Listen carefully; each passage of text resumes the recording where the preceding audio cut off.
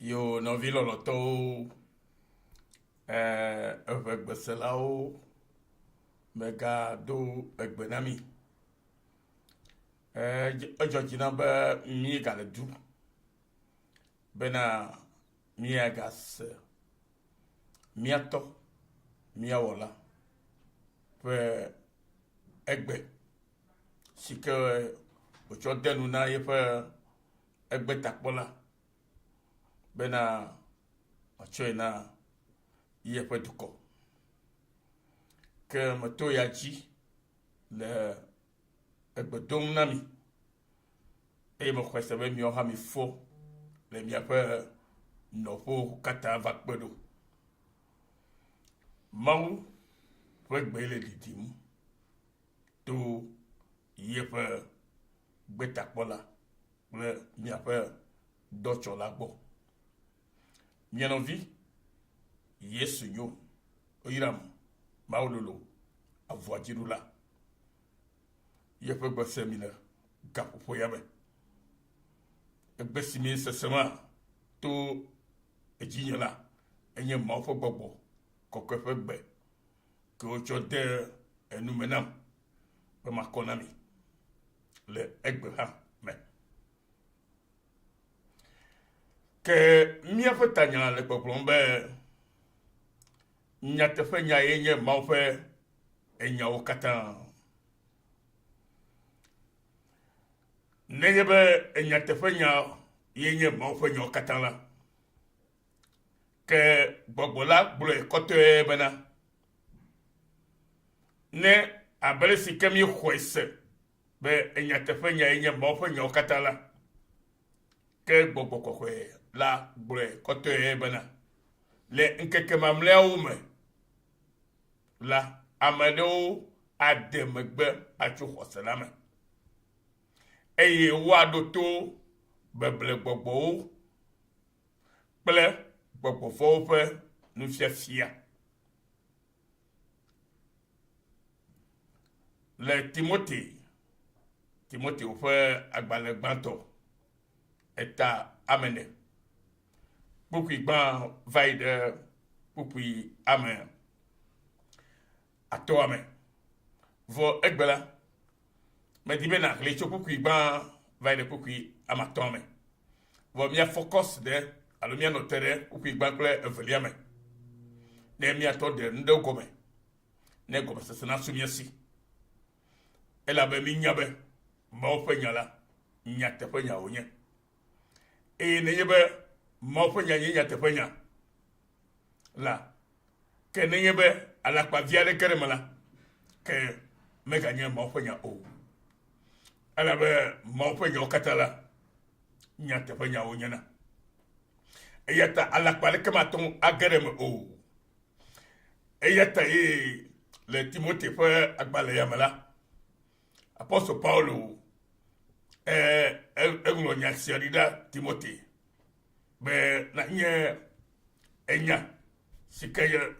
meɖo le aŋlɔbe o eye egbe la enya yawo hã wonye míawo hã tɔ. Eŋlɔe da ɖi be wòanye míawo ke wonye Mawusubɔlawo egbetɔwo eye Bibla gblɔ na mi kɔtɔe bena le keke mamlɛawo me nyateƒe ne mi le enuwo leke nuwo le dzi yim ye mi le kpɔkpɔ megbe la, adze ƒã kloe be ŋkeke mamlɛawo me ye yeƒe mo le dodom le afi sia eye eya ta ye gbɔ be le alakpadalawo ŋuti bena le esiawo me la alakpadalawo la sɔgbɔ ale gbegbe eye alakpadalawo yawo la wola kplɔ ame geɖewo akplɔwo to alakpanya ƒe gbɔgblɔ yawo me eye woalé wo eye woatrɔ zi woƒe ekluviwo. Abe si ke mi nya be Mawu nya le gbɔgblɔ na mi bena ke nye be Mawu ƒe nya nye nyateƒe nya la ɖeɖe sɔŋ ko la eye be alakpavi ɖe alo beblevi ɖe ge ɖe me ko la ke wo magayɔ be Mawu ƒe nya o. Elabe Mawu ƒe nya la elle kokui eye omochona de kekpene alo de na de kelemo leke gongo agbule kola iye koye jie mi awodu ha de choka fale mo le tiata ke luka tutu ye midola nyale nya siomo eye comme ça do la sumia sidentiu nous si oyebena mawutolo be miame gbe tokatala mon kokona sumia si kenyebena mawulo be na nyebena yepenya okatanye nyatepenya matro eyata omode de li eye osu wasu amesi silon bena suisi bena watomu ato le ngongo kokoya sikenye bibla ene yebe amade bolonyade kude mauti alo mofo nyane ewo amela onto na vai jiro me pobe nyasikeye ame agbo la de oletepe maha ela be enya matro onye nyatepe nya matro yo onye eye omochona ko blone o ke alanye ame sike maunto yo bena na cho yepe nyatepe nya ayina yepe amamo kata eyata ye mi vale kumenami bebe ade no gomenami la be no mali yimde ne ko ayido vo togo be church o sobo le miente yigba oji le Togo yigba ji le Ghana o me le Benin o me et l'Afrique en tout cas o me et le mia gobe yo de nto han maka vo be bien yeba enya yade nya tefa nya siye nya ma fa nya yade de o gale glong gbetutu de nya tefa ya nuwa alo kuchitea alo kwa mi koleme alo o chake kudo lu bubuwa nemi ekpo le kenu le yidoa emi po cinema ko le wole chachi ho ma egbe ya yemi po le ke o la mo tutun fu anyi le chachi ho mo egbe ya ele ko le nya fufu wen gbedona mo egbe ya le chachi o mo la ple gbedona fo ifo la mi akpo ado je sibada nya sike apostle Paul gbolo na Timothy wula enya ya o le me va me egbe ya eye alakpadalao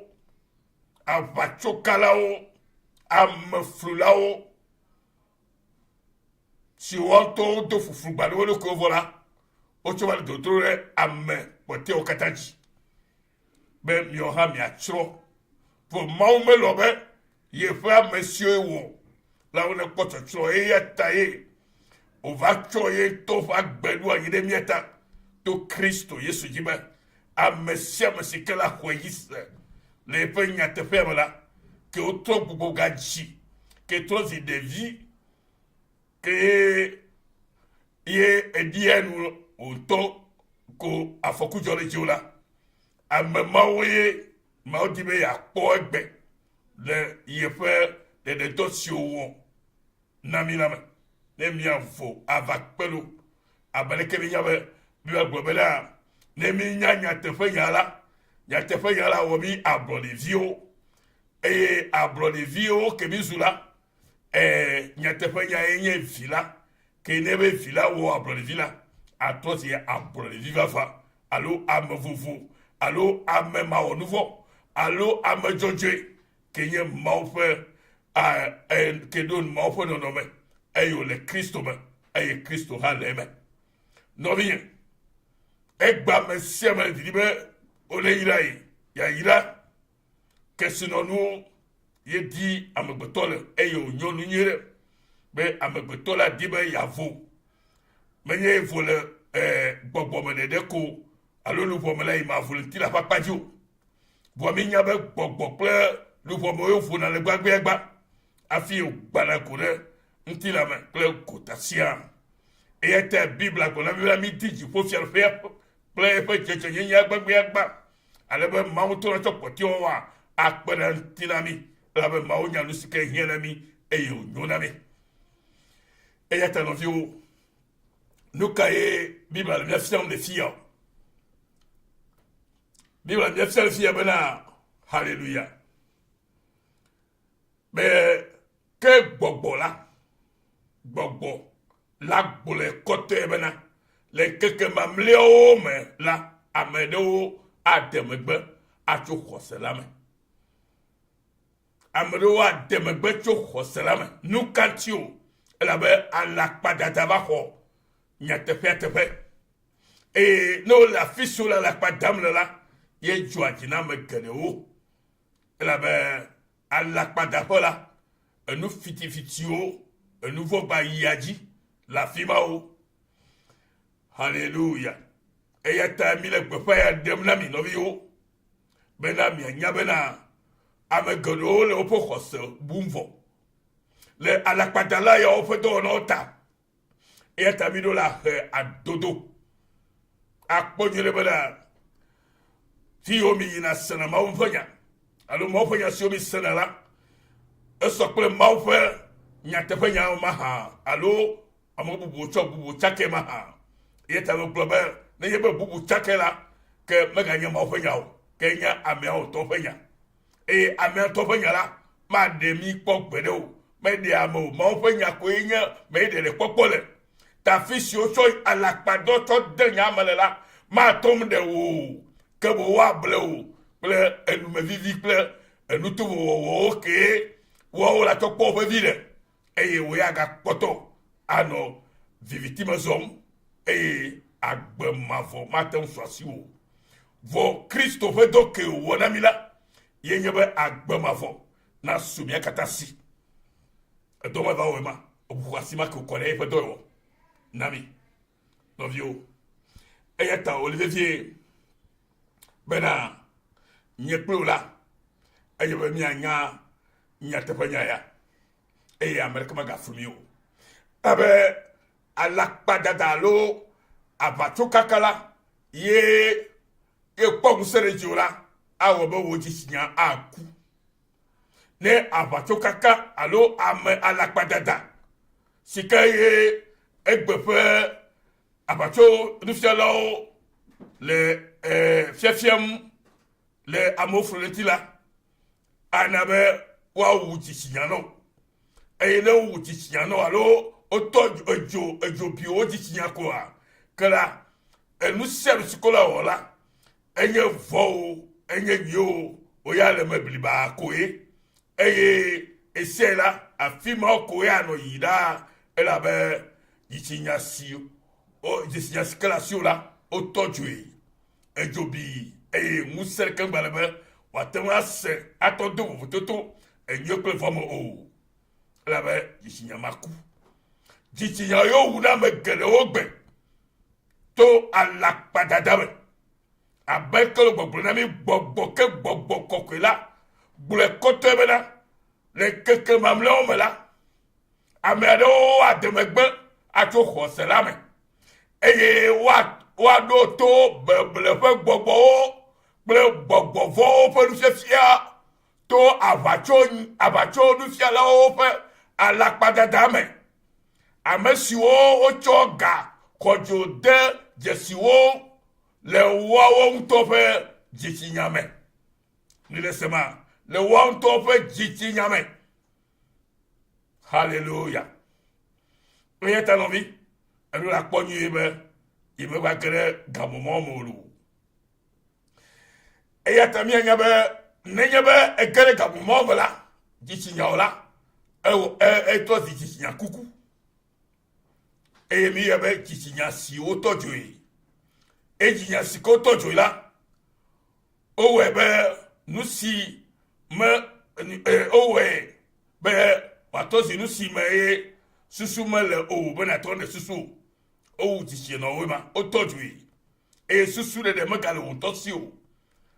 amekele alakpanya ogbonamila ne ogbonami ko be amen yo gbo ko be amen ko enu kata o chakala fima abe ejobibi goglofe anigba le fe doyoyo vo megbe ene dzitsinya si wotɔ dzoe la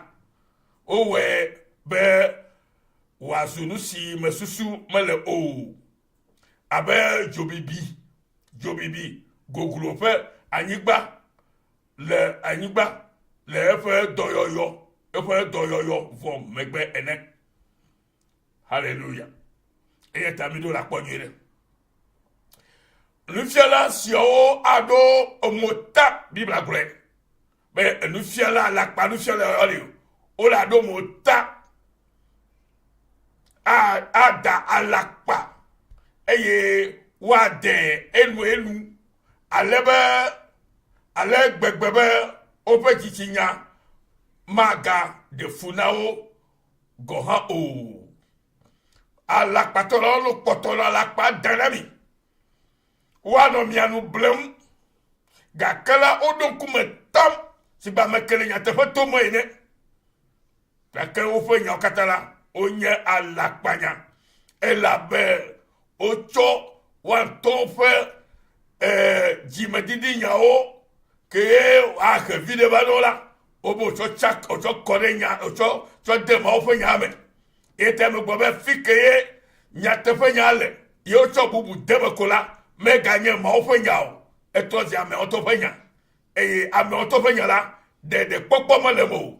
amegbetɔ ŋutɔ ƒe nya la xɔxɔ me le me o eye ame siwo le emawo tɔ gbe wɔ la kpɔ de na mi hetsɔ tsɔtsi woƒe tsɔtsiwo me ye mi menya o le miaƒe dzitsinya kuku ta la wole vɔ sam na mi wole nu kam na mi ye mi le gbɔgbɔ be mawo ƒe gbɔgbɔ le dɔ wɔm le afi ma awo gbɔgbɔvɔ ye abe ke Biblia gblɔe ɖe be beble gbɔgbɔwo kple gbɔgbɔvɔwo ƒe nufiafia ye wole miafia le afi ma ke ye miaƒe dzitsinya kuta la mi maga nya ŋdeke o eya ta wo ke le nya ya se gaƒoe me la nyɔ eye nane be mawo ne gbagbo wo dzitsinya be na dogo le enumɔ katã me le Yesu Kristo ƒe ŋkɔ me nɔvi lɔlɔtɔwo meka ɖe dzi be enya sia va gbɔ eye meka ɖe dzi be atɔ se egɔme eye meka ɖe dzi be na atɔ tsɔ tɔ le me ye mexɔe se be na atrɔ ɖe mawo ŋuti eye agbe yeye age ɖe me o hena xɔxɔ si ke tso mawo gbɔ va na wo lo ta nɔvi ne miaga va dzia miaga dzi wuya ne ge ɖe miaga se gɔme wu haleluya ne mi be miadzia le nuxɔxlɔ ke apostol Paulo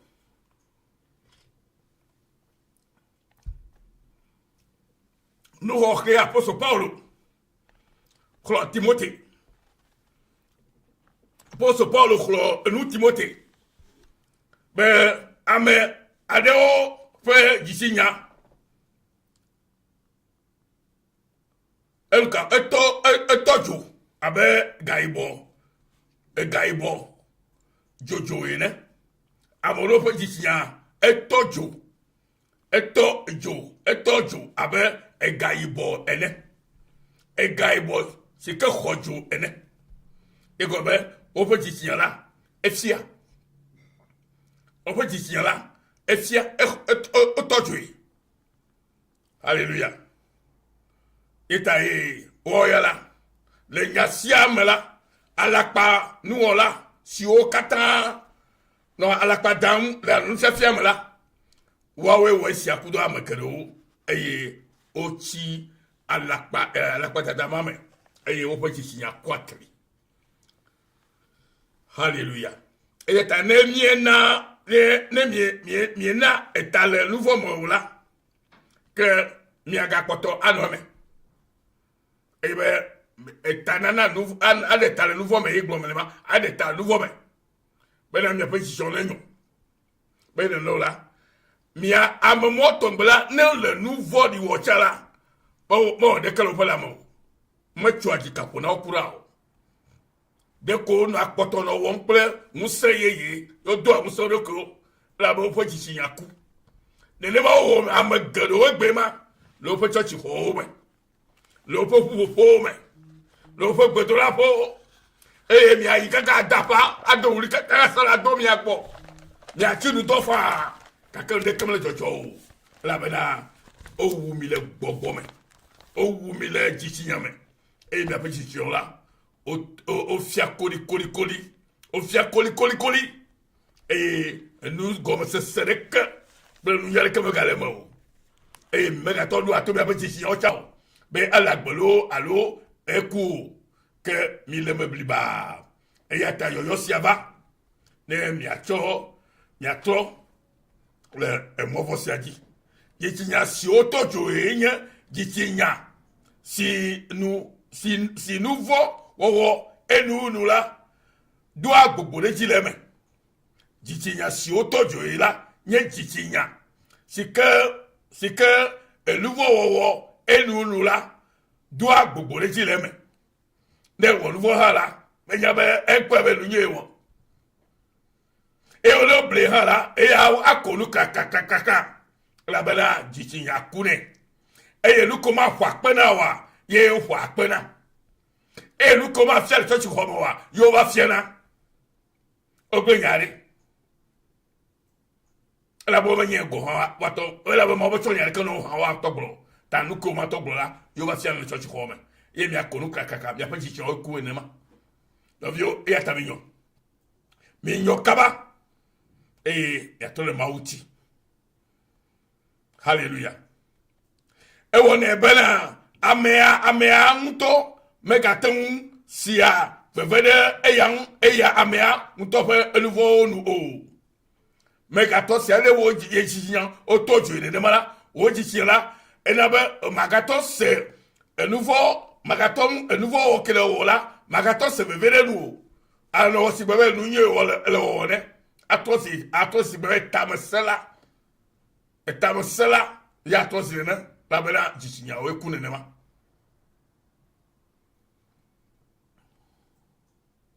amesia o pa jisinya fia koli ale gbogbo bena o to dru avo nu wono le o de ku o ke bola o dru avo nu amobubu ya kakela o twa onye ankoro wa nto fe enuvo si o mlaji nu si o trois zwa adi vodi le ameme nebe jichinyo kude nema alapada dalue eye khotefel no leme eye o toju la alo fia koli la enana bena etroazu adi vodi le amefa gbeme eye nabe edovode va jenada moro ba gbeme manya toyi eye nabe plona moro ina de gbegbeme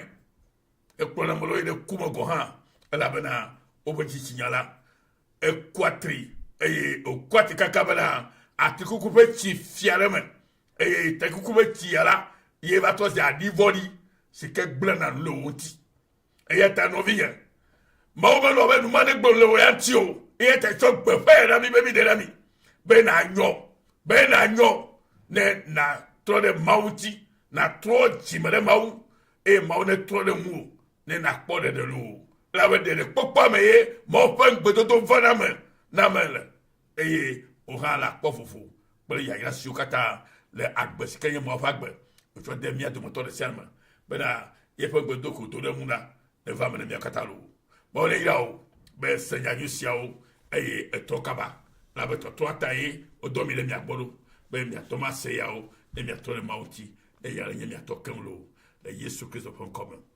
amen ni dogbera le Yesu upon come na mo fo gbogbo na pele mia katanti ne nyaya ne gere mia pe chioma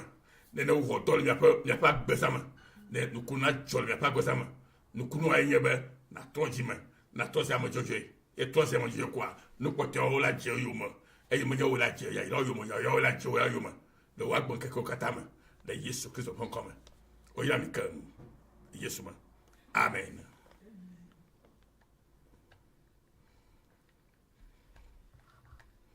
Hallelujah.